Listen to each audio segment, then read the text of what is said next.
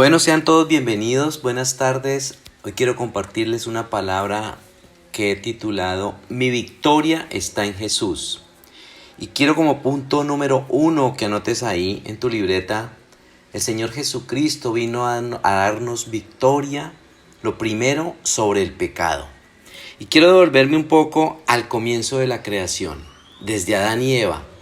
Recordemos que ellos desobedecieron a Dios por primera vez y cuando comieron del fruto del árbol del conocimiento del bien y del mal en el jardín del Edén, el pecado se convirtió de alguna manera en parte de la naturaleza de la humanidad.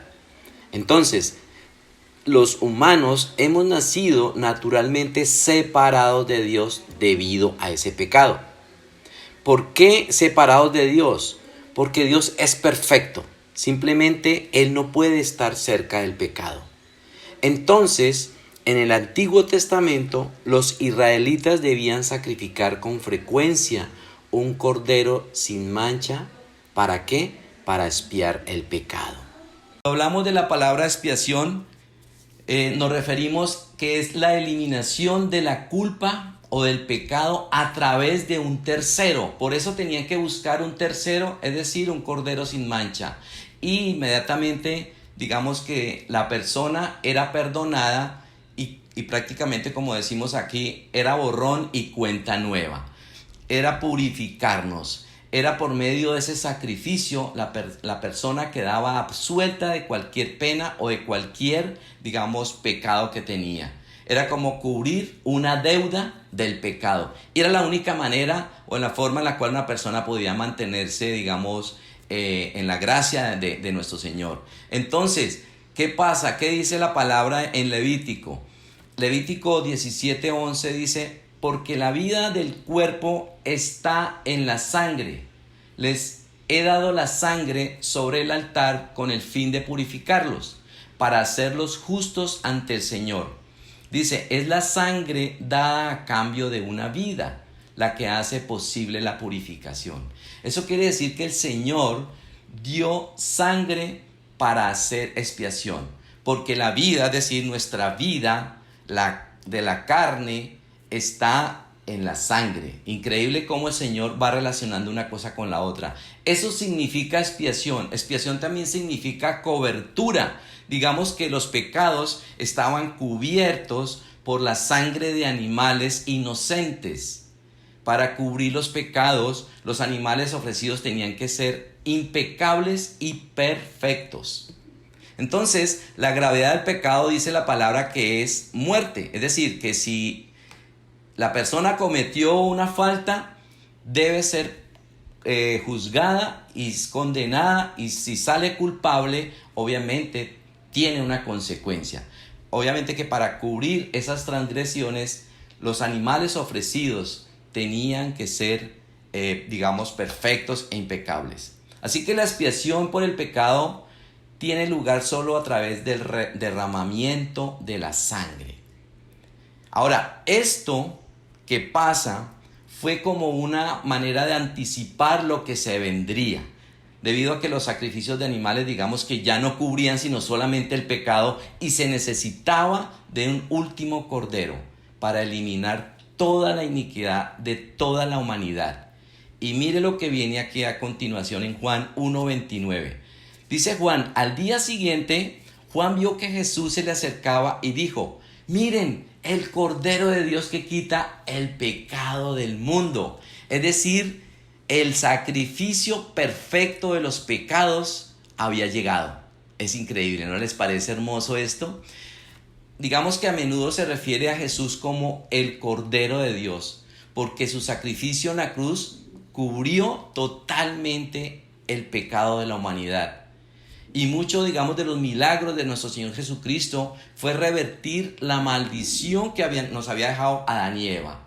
Es decir, que no solamente el Señor vino a perdonar nuestros pecados, sino también vino a romper con la maldición que nosotros teníamos desde nuestro nacimiento. El Señor cubre el pecado de todas las personas y digamos que nos dio también ese camino hacia la reconciliación con nuestro amado Dios. Esto lo hizo nuestro Señor Jesucristo y quiero que pensemos en algo, y eso es cuando como cuando el Señor nos mira a nosotros, no nos ve como pecadores, sino cuando Él nos mira a través de nuestro Señor Jesucristo. Y es decir, que esa justicia impartida en la cruz por nuestro Señor Jesucristo es lo que nuestro Padre Dios ve como unas gafas, nos ve a través de esas gafas a nosotros y no nos mira como esos pecadores, sino nos mira como unos hijos suyos limpios, libres de pecado. Mire lo que dice la palabra en 2 Corintios 5:21. Dice, pues Dios hizo que Cristo, quien nunca pecó, fuera la ofrenda por nuestro pecado, para que nosotros pudiéramos estar en una relación correcta con Dios por medio de Cristo. Ahora que entramos en esta Semana Santa de Pascua, digamos que la idea es que empecemos a reflexionar en ese regalo tan hermoso que nuestro Señor Jesucristo nos dio. Reflexionemos, porque a veces cuando llega la Semana Santa, muchos pensamos es en el viaje, en las vacaciones, y pensamos, bueno, qué rico descansar, no está de más, pero es un tiempo para nosotros los hijos de Dios en que empecemos a reflexionar qué fue lo que realmente pasó. Y cuando nos damos cuenta de que era necesario que viniera ese Cordero a entregar su vida por nosotros, empecemos a valorar esa obra de la cruz.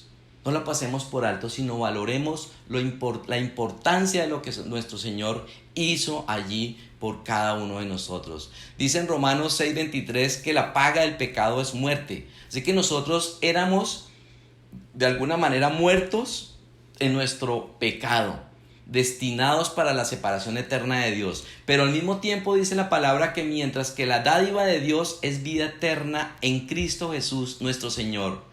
Así que por nuestro Señor Jesucristo esa deuda de esos pecados quedaron pagadas, quedamos libres. Dice también en Romanos 5:18 al 19. Así es, un solo pecado de Adán trae condenación para todos, que era lo que teníamos. Pero un solo acto de justicia de Cristo trae una relación correcta con Dios y vida nueva para todos. Por uno solo que desobedeció a Dios, muchos pasaron a ser pecadores, pero por uno solo que obedeció a Dios, muchos serán declarados justos. Declaremos esa palabra, somos justos, somos perdonados. Cuando venga el enemigo a hablarte al oído y a condenarte, lo que tenemos que es que sacar estas promesas y decir, el Señor ya me perdonó, yo soy justo, yo soy hijo de Dios, soy perdonado, soy redimido. El Señor Jesucristo vino a dar su vida por mí y me perdonó, me libertó. Entonces, no permitamos que esa esclavitud de esa vieja naturaleza pecaminosa nos continúe a nosotros tomando y de alguna manera nos sigamos envolviendo en esa mentira del enemigo de que tenemos, o mejor, de que continuamos en el pecado.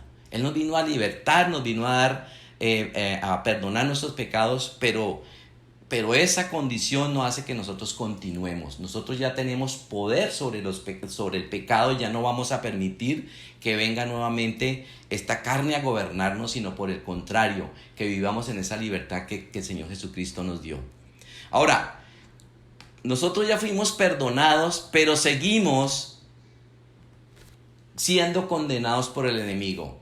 ¿Qué pasa en el segundo punto? Quiero que lo anotes ahí. El Señor vino a darnos victoria sobre algo que el enemigo usa para condenarnos, y es la culpa. La culpa. ¿Sabe cómo nos ve el enemigo? Él nos ve de la siguiente manera. La culpa es una carga que el enemigo pone sobre cada uno de nosotros y nos hace ver así. No sé si la están viendo. Eso es lo que hace el enemigo, pone culpa. Y entonces por un lado el Señor nos está diciendo, tranquilo, ya te perdoné, no te sientas culpable, quítate esa carga porque es una carga insoportable.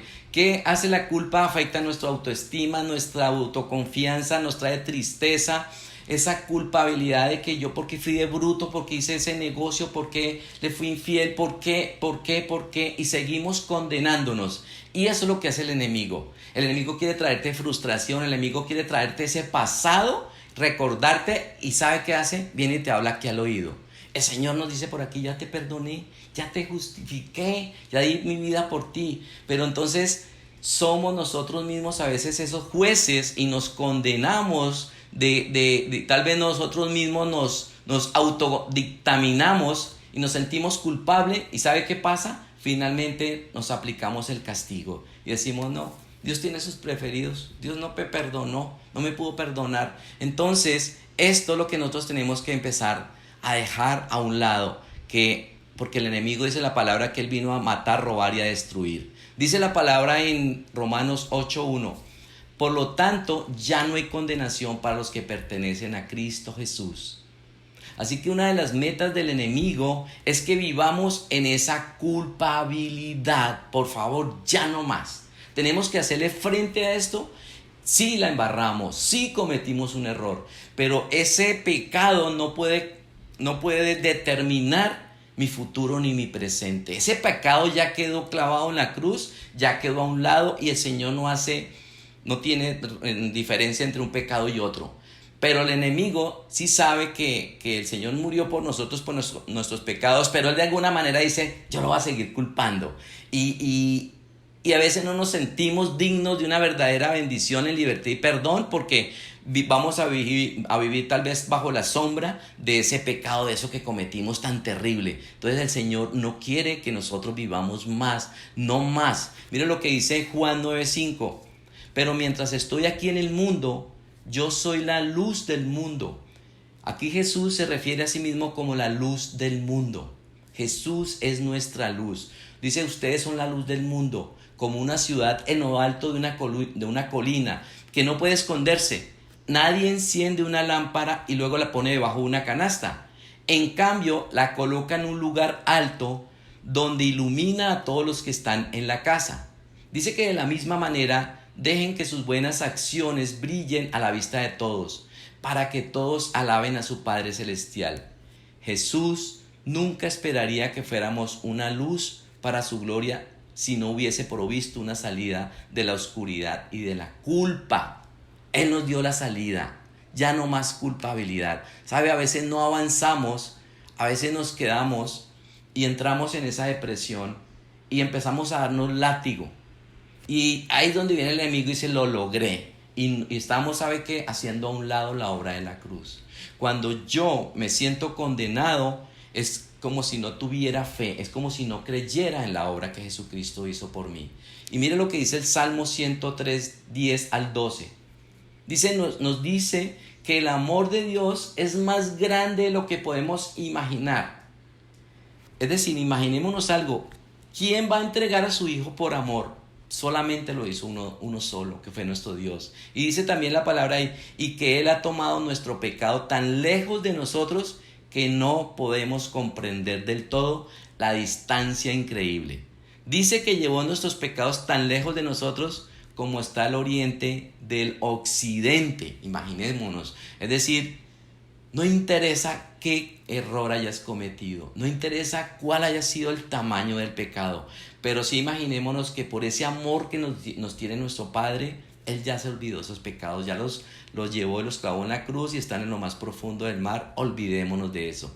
Así que cuando Jesús murió en la cruz, Él tomó para siempre el peso del pecado de aquellos que creemos en Él, para siempre, para darnos vida, y esa culpabilidad quedó también allí.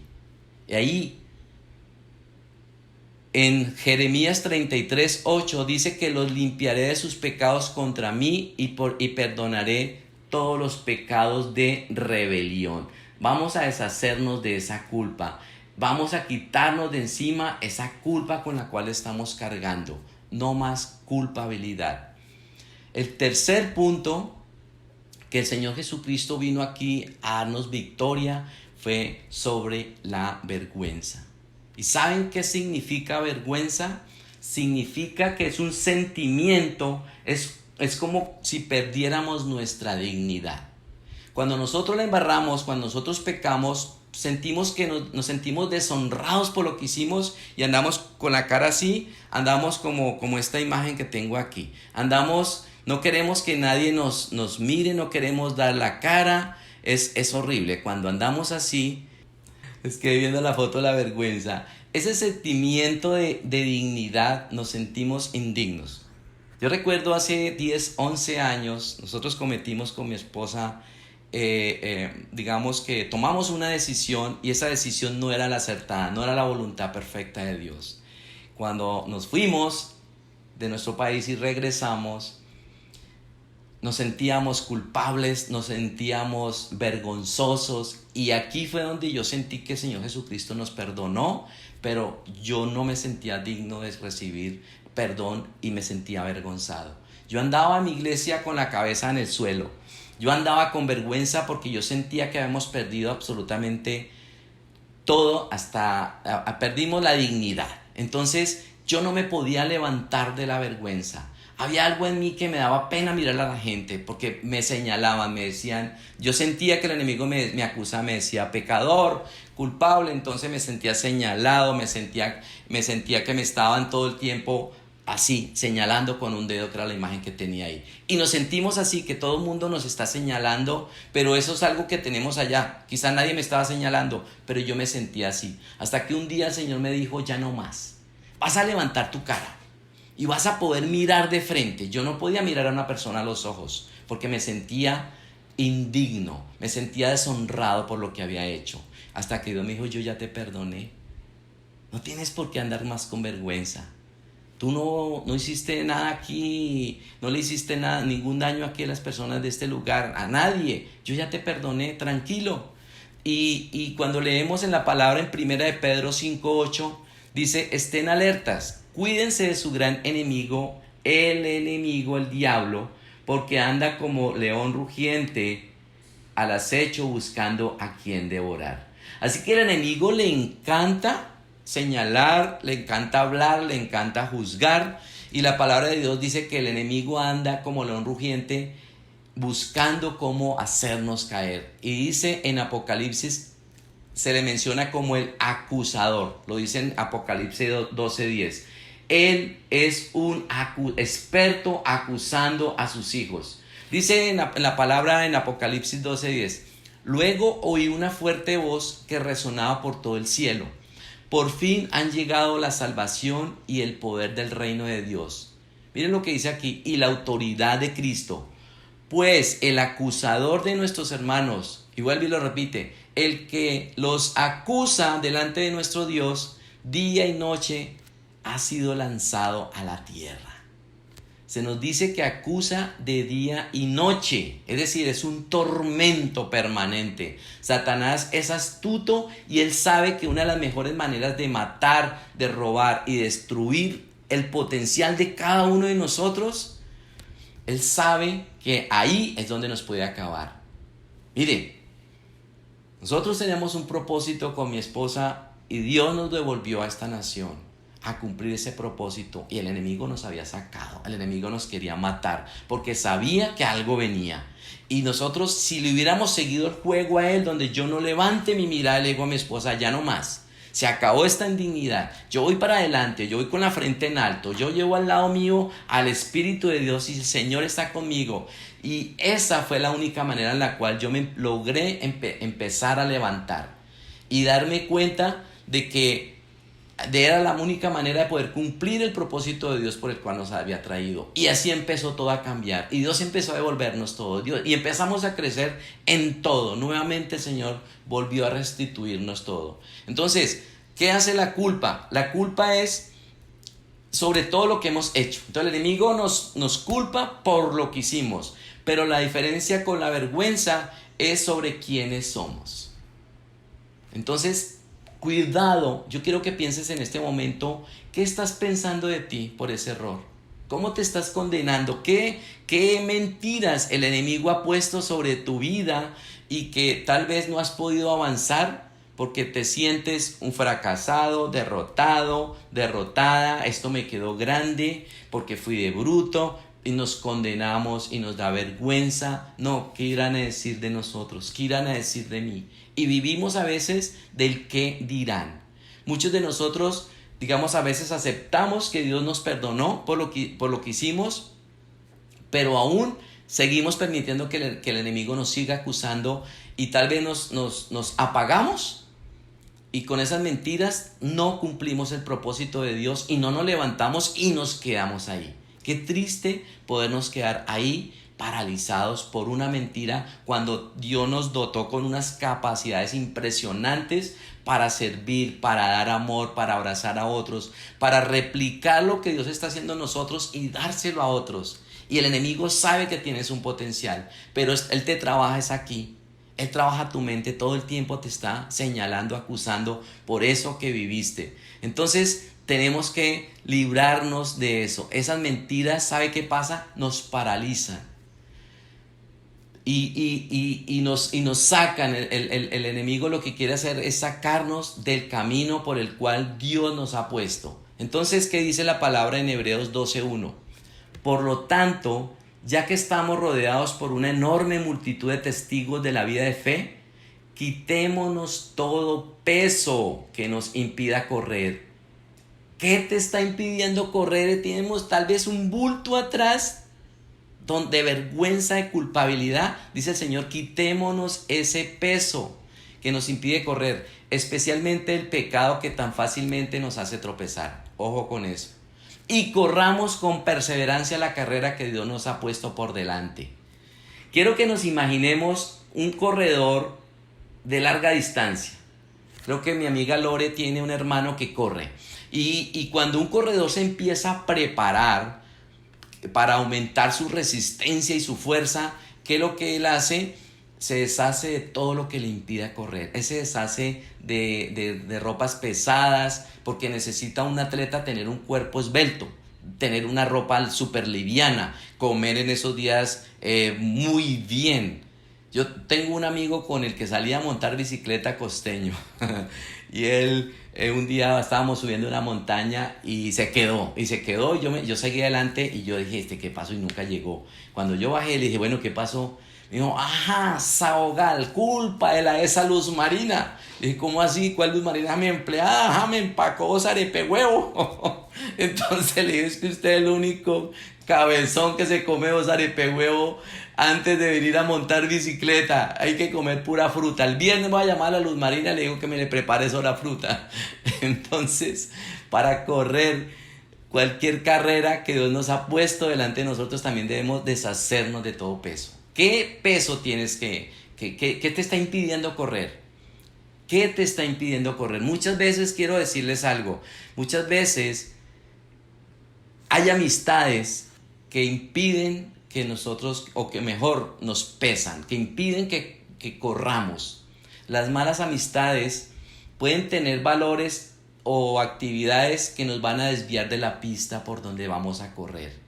Mucho cuidado con las amistades, porque las amistades nos pueden, si elegimos una persona cristiana, una persona que tiene autoridad, qué chévere, porque me va a ayudar a hacer crecer, me va a ayudar en la carrera, me va a dar buenos consejos. Pero hay personas que seguramente me pueden desviar, vienen a hablarme y a veces el enemigo es muy sutil y vienen a decirte, es que esto es lo que a mí me ha funcionado. Entonces vienen a hablarnos de la nueva era, del frenchude, del chuchuy, y nos confunden y le meten a Dios por los lados. Entonces tengamos cuidado con qué persona nos estamos relacionando, y una persona puede ser el resultado de una mala influencia. Entonces, ¿qué nos está cargando? Tomemos decisiones sabias al respecto. Tal vez en esta Semana Santa reflexionemos qué cosas estamos cargando. Como decía la palabra, ¿será el pecado? Entonces analicémonos. Si hay pecado en nosotros, vamos a deshacernos de eso. Aquí nosotros como iglesia virtual tenemos un equipo de mentores donde más de uno de ustedes viene y aquí ministramos. Aquí pueden abrir su corazón con toda confianza. Nosotros tenemos algo, y es que manejamos muy bien todo lo que aquí se habla, todo lo que aquí se cuenta. Lo manejamos con mucha delicadeza, con mucho cuidado. Entonces pueden abrir su corazón y decir, mire, está en esto. Aquí no vamos a condenar, ni a señalar, ni a culpar a nadie. Entonces desechemos la vergüenza y sigamos cumpliendo el propósito por el cual estamos aquí en la tierra. Quiero cerrar ese punto con 2 Corintios 5:17. Dice, esto significa que todo el que pertenece a Cristo se ha convertido en una persona nueva. La vida antigua ha pasado, una nueva vida ha comenzado. Por favor, disfrutemos de esta libertad que el Señor nos ha dado. Disfrutemos de esta nueva vida. Fue un sacrificio enorme. Si se pueden ver una película en esta semana de la muerte de nuestro Señor Jesucristo, su resurrección, nos vamos a dar cuenta el precio que Él tuvo que pagar por nosotros. ¿Cómo no vamos a disfrutar de algo tan maravilloso que Él hizo allí en la cruz? Entonces disfrutemos y salgamos, desechemos esas cosas que nos quitan, que nos tienen tal vez encadenados y Dios nos quiere tener en total libertad. Cuarto punto, el Señor vino a darnos victoria sobre algo que también el enemigo ha usado para mantenernos asustados, atemorizados, y es el temor. Temor significa simplemente miedo, angustia, vivimos ansiosos, preocupados. Y mire lo que dice la palabra en 2 Timoteo 1:7. Pues Dios no nos ha dado un espíritu de temor y timidez, sino de poder, amor y dominio propio. Nosotros no tenemos un espíritu de temor, no tenemos por qué tener miedo. Ya el Señor nos perdonó, ya Él está con nosotros, pero desafortunadamente hoy el mundo nos bombardea con noticias, estamos rodeados de todo lo que, de pronto reportes malos. Este tiempo vienen muchos reportes negativos, se habla mucho de muerte.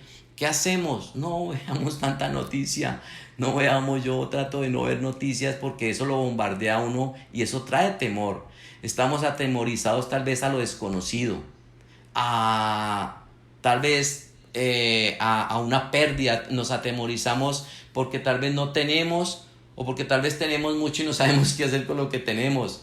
Pero cuando nuestro Señor tomó la cruz para pagar nuestro pecado, Él nos mostró ese amor perfecto. Dice que el amor de Él venció los efectos secundarios del pecado y la oscuridad, el temor. Él venció, no solamente nos perdonó, sino que también quitó de nosotros maldiciones, quitó temores, quitó vergüenza. Ahora Él también quita esos temores, esos miedos que no nos dejan avanzar, porque tal vez cometimos un error y creemos que vamos a continuar igual, entonces nos da miedo. Tengo una persona conocida que en alguna oportunidad en su carro se estrelló y en su vida volvió a manejar y no volvió a tocar un carro y por ahí tiene su carro parqueado.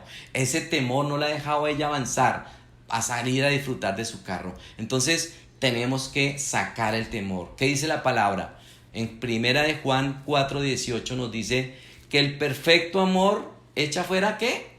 El temor. Dígalo ahí, el temor. Si tenemos miedo es porque el temor, digamos, de alguna manera nos hace pensar que hay un castigo.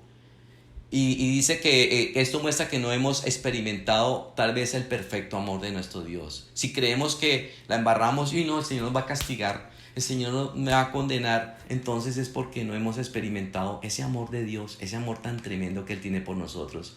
Así que Él quiere que vivamos en paz, el Señor quiere que vivamos en gozo, el Señor quiere que vivamos una vida alegre, una vida chévere, pero depende de nosotros lo que recibamos y caminemos en ese perfecto amor. Quiero leerles otra palabra que está en Romanos 8:38. Dice el apóstol Pablo que él estaba convencido de que nada nos podía separar del amor de Dios. Nada, ni la muerte, ni la vida, ni ángeles, ni demonios, ni nuestros temores de hoy, ni nuestras preocupaciones de mañana. Lo dice la palabra, anótelo ahí y grábeselo. Ni siquiera los poderes del infierno pueden separarnos del amor de Dios. Es increíble el amor de Dios tan bello por nosotros. En Cristo dice la palabra que somos más que vencedores y su amor es el que nos va a proteger de todo eso negativo, de todo eso que el enemigo quiere ponernos ahí. Así que cuando el temor toque a la puerta, nanay, se tiene que ir en el nombre de Jesús. Renuncia al temor en las mañanas cuando ore. Si hay miedo, si le da miedo la oscuridad, si le da miedo, no sé, los bichos. Nosotros tenemos autoridad, el Señor nos dio autoridad. Ahora mi esposa me contaba por allá, dice, nosotros tenemos autoridad sobre los animales. Y por ahí le asustó un pato y salió corriendo, pero tenemos la autoridad. Entonces, dice también la palabra en Juan 14:27, les dejo un regalo, me encanta esta palabra, paz en la mente y en el corazón. Y la paz que yo doy es un regalo que el mundo no puede dar. Así que no se angustien ni tengan miedo. No nos angustiemos, no nos preocupemos. El Señor nos lo está diciendo en su palabra. No podemos darle al enemigo cabida a través del temor. Lo último, que el Señor nos da victoria, el quinto punto, es sobre las enfermedades. A veces no entendemos y decimos, pero ¿por qué me pasa esto? Pero lo dice la palabra del Señor. El Señor dice en Isaías 53:5, pero Él fue traspasado por nuestras rebeliones y aplastado por nuestros pecados. Fue golpeado para que nosotros estuviéramos en paz. Fue azotado para que pudiéramos ser, ¿qué? Sanados. La palabra de Dios nos dice que por las llagas de nuestro Señor Jesucristo nosotros somos sanos.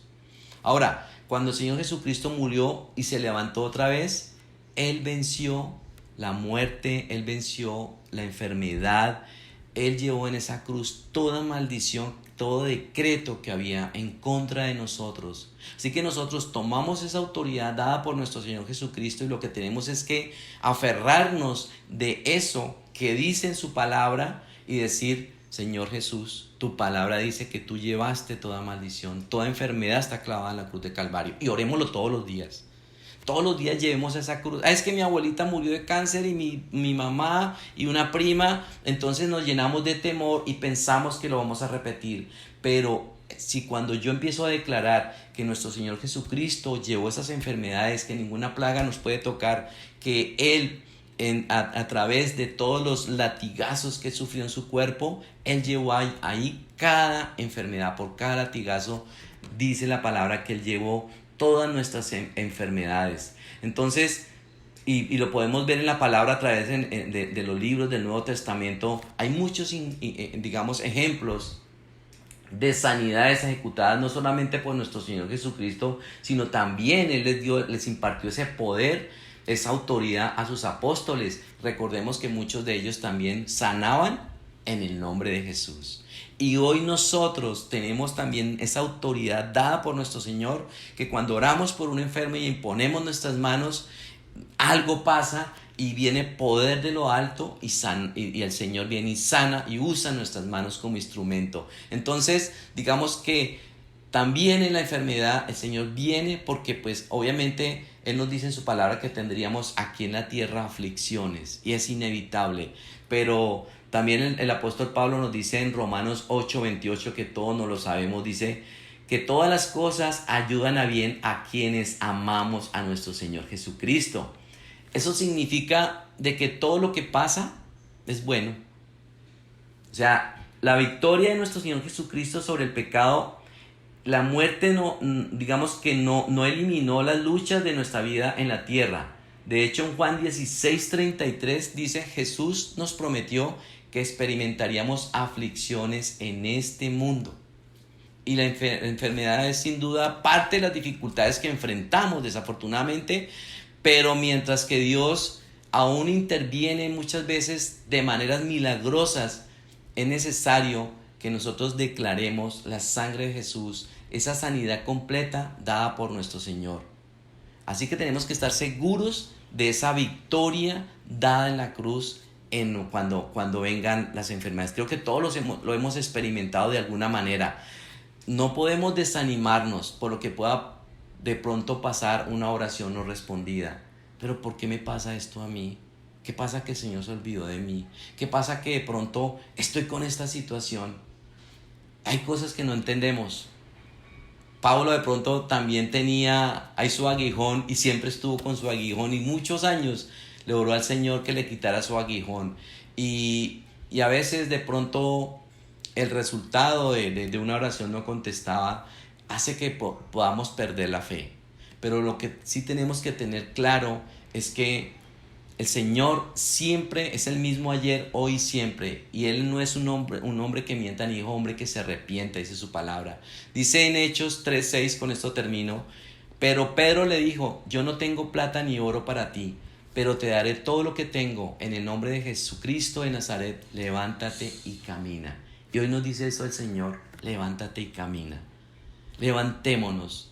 No nos quedemos ahí frustrados porque no hemos recibido respuesta a nuestras oraciones, porque tal vez hemos pasado situaciones complejas, pero lo que sí tenemos que saber es que cuando estamos con el Señor siempre vamos a salir en victoria, siempre vamos a salir victoriosos, porque nuestro Señor Jesucristo, Él no vino en vano, Él vino a morir por nosotros, para darnos victoria sobre todo, para darnos victoria en todas las áreas. Por eso era necesario que un solo Cordero viniera para darnos victoria en todo, no solamente en el pecado, sino quitarnos todo de encima. Entonces, los invito a que cerremos nuestros ojos y le vamos a dar gracias a Dios por esa victoria que nos ha dado. Ahí con tus ojitos cerrados le vas a decir: Señor Jesucristo, yo te doy gracias por esa obra redentora de la cruz. Gracias, Señor Jesucristo, porque tú pagaste un precio muy alto y hoy valoro ese sacrificio. Gracias porque tú diste tu vida, cada latigazo que tú recibiste en esa cruz, cada humillación, cada golpe en tu cara, cuando te clavaron esos clavos grandotes en tus manos, en tus piernas, y aún estando vivo te clavaron una lanza en tu cuerpo. Derramaste hasta la última gota de tu sangre, pero sabemos, Señor, que esa sangre que tú derramaste, limpiaste la humanidad, porque esa sangre cayó sobre la tierra y esta tierra fue bendecida por ti. Y nosotros, a través de esa sangre, hoy somos libres de la condenación. Tú nos viniste a justificar, nos perdonaste, nos redimiste, nos diste, rompiste ese velo que había entre ese distanciamiento con nuestro Dios y restauraste esa relación con nuestro amado Padre. Y hoy podemos por eso entrar confiadamente a su presencia como hijos, perdonados, libres, redimidos, santos. Hoy solo podemos decirte gracias, Señor Jesucristo. Esta semana, Señor, podemos recordar que hace más de 2000 años viniste a esta tierra y estuviste entre nosotros. Fuiste a una cruz, pero lo más hermoso de todo es que resucitaste, venciste la muerte. Venciste la muerte y venciste al enemigo y le quitaste la autoridad que él tenía sobre esta tierra, sobre nosotros aún, y nos devolviste a cada uno de nosotros esa autoridad. Y por eso hoy festejamos, por eso, Señor, hoy estamos felices al recordar esa obra perfecta de ese único Cordero limpio y sin mancha que solamente podías ser tú, Señor. Gracias. Gracias por esa maravillosa obra, Señor Jesús. En esta tarde, Señor, queremos adorarte. En esta tarde, Señor, queremos decirte cuánto te amamos. Toda la gloria, toda la honra es para ti. Vamos a cantarle esta alabanza con todo nuestro corazón.